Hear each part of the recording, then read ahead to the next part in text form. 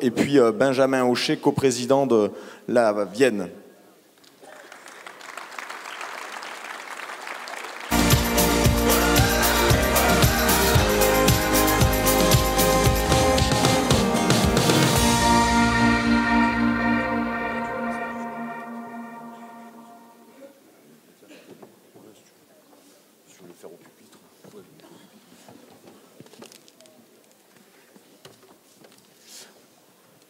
Allez, Arnaud, je te laisse peut-être prononcer ton discours si tu veux au pupitre. Merci.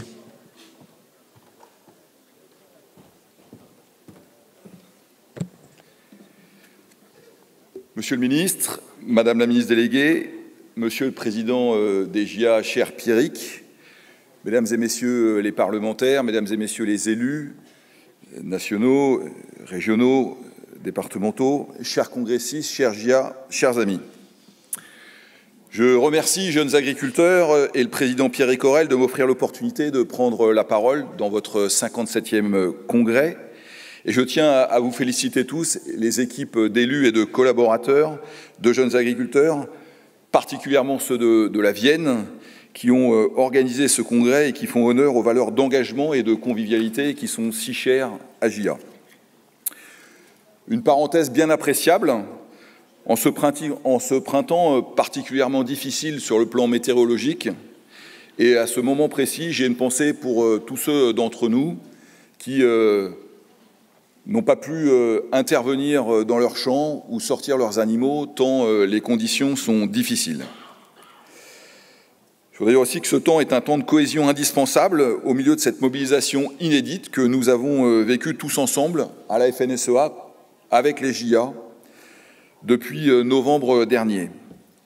Je tiens, au nom de la FNSEA, à féliciter votre nouveau conseil d'administration que nous avons vu ce matin, votre nouveau bureau et tout particulièrement toi, cher Pierrick, qui a été élu président. Bravo et merci Pierrick pour ce challenge que tu relèves, challenge qui te permettra de poursuivre ton engagement syndical avec Quentin Le Guillou, élu secrétaire général à tes côtés. J'ai pu, avec Hervé Lapie, le secrétaire général de la FNSEA, mesurer ton investissement, ton sens du collectif et la responsabilité qui a été la tienne tout au long de la mobilisation agricole. Et je voudrais saluer le travail que tu as réalisé avec Hervé pour les propositions constructives et fédératrices que vous avez ensemble menées. De grandes qualités de meneur d'hommes, cher Pierrick, qui seront bien utiles pour mener tous les combats qu'il nous reste à faire dans les mois et les années qui viennent. Un nouveau binôme se construit donc chez JA et je ne doute pas que tu y apporteras, Pierrick, avec Quentin, toute l'expérience acquise auprès d'Arnaud Gaillot au cours de ces 2 dernières années. Pierrick, tu m'autoriseras à ce moment précis de me tourner vers Arnaud. Je l'ai repéré, il est là-bas. Cher Arnaud, je veux t'adresser un hommage sincère, un hommage à ta droiture, ton courage et ta solidité que j'ai pu mesurer, y compris au cœur de la bataille. Le Doubs n'est pas qu'un territoire de belle production. Il produit aussi des générations de responsables syndicaux et déterminés, et tu es de ceux qui a la trempe des grands responsables. Alors merci à toi, Arnaud, pour l'efficacité et la simplicité de la relation que nous avons nouée. Échanges matinaux ou tardifs, visio avec nos réseaux, point presse sur le trottoir des ministères et même de l'Élysée. Et je passe l'épisode houleux de l'inauguration du Salon de l'Agriculture qui nous fera des souvenirs pour de nombreuses années. Nous avons vécu des journées ensemble, des nuits, des mois qui comptent double. Le syndicalisme est avant tout une aventure humaine. J'ai été fier de vivre un bout de cette aventure à tes côtés. Notre confiance réciproque et la volonté de rapprocher nos réseaux nous ont permis d'œuvrer ensemble dans cette période de haute intensité. Pour tout cela, Arnaud, devant les tiens dont tu as été le chef, je tenais à te remercier vraiment.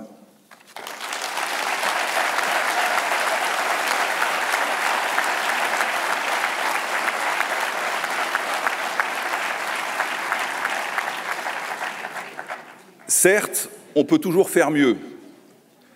On doit faire mieux, et on va faire mieux, Pierrick. Ensemble, nous allons poursuivre nos efforts. Il faut ici et maintenant avoir l'objectivité de mesurer le chemin parcouru depuis les panneaux retournés dans le Tarn, vous vous souvenez, car ce que nous avons porté, nous le devons à l'investissement sans relâche de nos réseaux respectifs. Le nombre de dossiers ouverts est très important. Installation, compétitivité, phyto, souveraineté, les contrats d'avenir territoriaux auxquels vous tenez, nous avons tout mis sur la table. Les inflexions dans l'approche de l'agriculture en France comme en Europe sont réelles. Qui aurait imaginé un recul sur les sujets de la jachère il y a encore un an? Jamais il n'a été autant question d'agriculture et d'alimentation dans les débats publics, qu'ils soient français ou européens. Je l'ai dit, il reste beaucoup à faire et les résultats concrets peuvent parfois donner le sentiment de tarder. Mais pas à pas, étape après étape, nous portons la réalisation d'un projet agricole qui repose sur des prérequis de dignité, de revenus pour nos fermes et de simplification dans notre vie quotidienne. Un projet dans lequel le goût d'entreprendre en agriculture, que nous partageons ensemble, je le sais, reprend toute sa valeur. Nous travaillons ensemble à poser un cap politique clair pour que l'agriculture française, et en ce sens, je salue le travail effectué dans votre rapport d'orientation qui s'intitule « Construire notre souveraineté, impulser les transitions », puisse se mettre en œuvre. Il nous faut continuer à être force de proposition, car le chemin est encore long, comme nous le prouve le projet d'orientation agricole sorti de l'Assemblée nationale. Le premier texte n'était pas à la hauteur de nos ambitions, il ressort plus musclé grâce à nos actions volontaristes. Grâce à votre action, vous, les JA, déterminez les aspects installation et transmission au cœur de la dynamique pour le renouvellement des générations et dont nous partageons l'urgence et l'impérieuse nécessité, sont enfin traités. Je salue votre ténacité qui a contribué à leur reprise dans la loi. Je pense notamment au guichet unique. Le Covid avait permis la reconnaissance de l'agriculture comme activité essentielle à la vie de la nation dans un contexte d'urgence. Nous venons de faire inscrire dans la loi l'agriculture comme étant reconnue d'activité d'intérêt général majeur, et c'est une bonne chose. Nous y retrouvons aussi un sujet fort de dignité pour les agriculteurs. Désormais, les infractions environnementales passent sous le régime de la contravention et non plus du délit pénal. On reconnaît le principe de non-intentionnalité, c'est-à-dire qu'enfin, les agriculteurs ne sont plus en première intention des délinquants de l'environnement. Attention, je veux le dire ici, le match n'est pas terminé. Et nous engageons les sénateurs à enrichir le texte voté à l'Assemblée nationale. Je sais pouvoir compter sur l'engagement des jeunes agriculteurs pour que nous, ensemble, nous fassions encore progresser ce texte. Et ne perdons pas de vue que ce texte n'est que le premier d'une longue liste qu'il faudra traiter avec la même intransigeance, parce que nous avons devant nous les projets de loi de finances et de financement de la sécurité sociale, dont nous attendons les mesures financières et de compétitivité, le projet de loi sur les produits phytosanitaires, dont nous venons de parler ensemble, Madame la ministre déléguée, pour enfin transformer le principe de pas d'interdiction sans solution en vision structurée autour des moyens concertés. Le projet de loi Egalim, évidemment, pour corriger les dérives des premiers textes qui ont permis à certains acteurs de la chaîne alimentaire de contourner les règles de la loi. Le projet de loi sur la simplification, tant attendu, face aux transitions dans lesquelles nous sommes impliqués, il nous faut pouvoir faire mieux, plus vite et plus facilement. La proposition de loi relative au baux agrivoltaïque et au partage de la valeur. Autant de sujets dans lesquels ce qui compte, c'est d'avoir une ambition pour l'agriculture et de poursuivre ensemble notre travail. Je voudrais à ce moment précis vous dire aussi qu'il ne faut pas perdre de vue l'échéance électorale européenne de dimanche prochain. Nous portons cette conviction que l'avenir de nos métiers, l'avenir de nos filières est d'abord dans l'Europe. Mais nous attendons tous et toutes ici un renouveau de l'ambition agricole européenne et que celle-ci renoue avec le rôle structurant que l'agriculture a tenu depuis tant d'années dans le débat et dans la construction européenne. Il faut que l'idée d'une agriculture décroissante, variable d'ajustement des politiques publiques européennes, cesse d'être une possibilité. Ça se décide dans les urnes dimanche, alors tous ensemble, prenons nos responsabilités. Dans ce combat acharné pour une agriculture française forte et durable, nous sommes très clairement dans la phase de la réalisation concrète de nos demandes. Et cette phase s'accompagne nécessairement d'un gros effort de faire savoir. Faire savoir nos acquis à tous les agriculteurs, car demain, une fois que notre projet commun aura recueilli les conditions législatives, budgétaires et fiscales attendues, il faudra que tous ensemble, nous développions notre vision et que nous engagions plus d'agriculteurs encore dans cette démarche. Parce que c'est notre rôle, à nous, les syndicats, les corps intermédiaires, responsables, c'est notre rôle de représentants du syndicalisme agricole majoritaire. On pourra, ensemble, si on le veut, passer du temps à commenter ce que font les autres, à se comparer et à porter des jugements de valeur sur tel ou tel de nos collègues engagés. Mais notre ADN, à la FNSEA, comme chez JA, ça n'est pas celui-là. Notre force, c'est celle d'un réseau, c'est celle de notre terrain qui porte une vision. À la FNSEA, comme chez les JA, tout part du terrain et tout doit y revenir. Et je crois que ça fonctionne depuis des années. Nous le démontrons dans nos actions de revendication depuis les premières minutes de la mobilisation. Et j'ai bien écouté ce qui a été dit juste avant. En responsabilité, dans le respect des biens et des personnes, avec une parole commune pour être audible, avec le calme des vieilles troupes, comme j'aime à le rappeler. En force de proposition, nous disons ce que nous voulons et nous faisons ce que nous disons. Nous pointons les problèmes et toujours nous cherchons à proposer des solutions. Avec l'écoute, toujours en relais de ce que nous remontent nos terrains et soucieux du retour jusque dans les cours de ferme. En complémentarité, en se répartissant les sujets, les combats, conscients que plus on est et mieux on fonctionne. Nous avons acquis, durant ces derniers mois, durant ces dernières années, dirais-je, un modus operandi qu'il nous faut porter dans les campagnes, et notamment dans la prochaine campagne aux chambres d'agriculture pour en sortir renforcés. Je veux le dire ici, nous en avons l'opportunité. Ces agricultrices et agriculteurs que nous avons rencontrés, rassemblés, unis, pendant le blocage, attendent que nous portions un projet à leur image.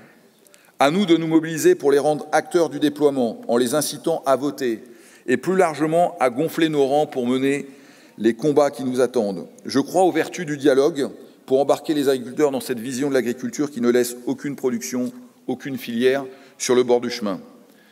Nous en avons aussi la légitimité. Notre bilan est positif. Le mouvement a commencé à engager ses effets et le regard de la société sur nous, agricultrices et agriculteurs, a aussi évolué.